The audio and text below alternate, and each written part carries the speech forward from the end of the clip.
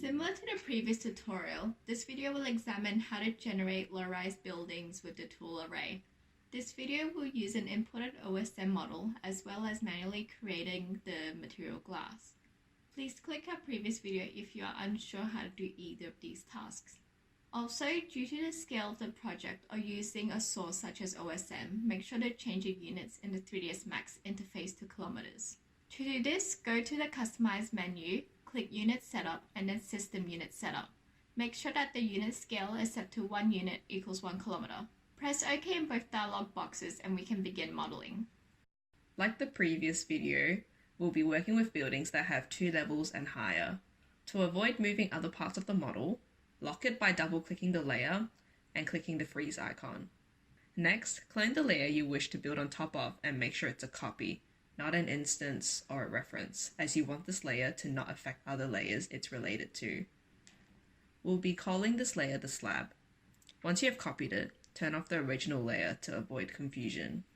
Next, select the slab layer and on the right in the Modify tab, delete the modifiers OSM Color and OSM Shell by selecting each one and clicking the rubbish bin icon. We are now left with the spline itself. Clone this layer again as a copy and create a layer called mullions and a layer called glazing. Highlight all 3 layers and at the bottom change the Z-axis to 1 meter. Let's begin by modeling the slab. Click the slab layer and under Modify, select Extrude and extrude it by -1 meters. Make sure the cap start and cap end boxes are checked. Similarly, by clicking the mullions layer, we also want to use an extrude command on it.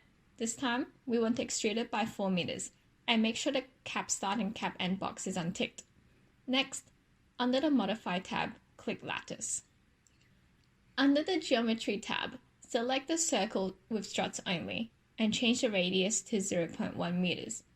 We want to go back to the Modify tab and select the Quantify Mesh and drag that modifier underneath the Lattice command. Change the quad size by dragging and clicking the arrows in the text bar up and down until you get the size you want. Lastly, for the glazing, again we want to extrude it by 4 meters and uncheck the cap start and cap end boxes. Next, open up your material editor and drag your glass material onto the glazing layer. Once you have finished, select the slab, mullion, and glazing layer, and under Tools in menu, pan down and click Array.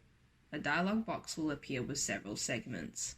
Array essentially copies an object with a set rule or constraints applied to it. The incremental segment means how much to space each copy, and array dimensions is how many copies you want to create. For this instance, we want to spread each layer by 5 meters, as the height of each floor is based on the combined height of the slab, glazing, and mullions. We want to create 6 floors, so we put 6 under count. Press OK when you are finished.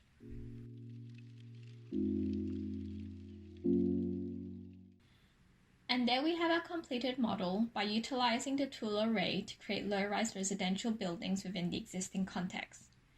Check out our next videos on how to spawn greenery and vegetation on top of these structures and around the OSM model.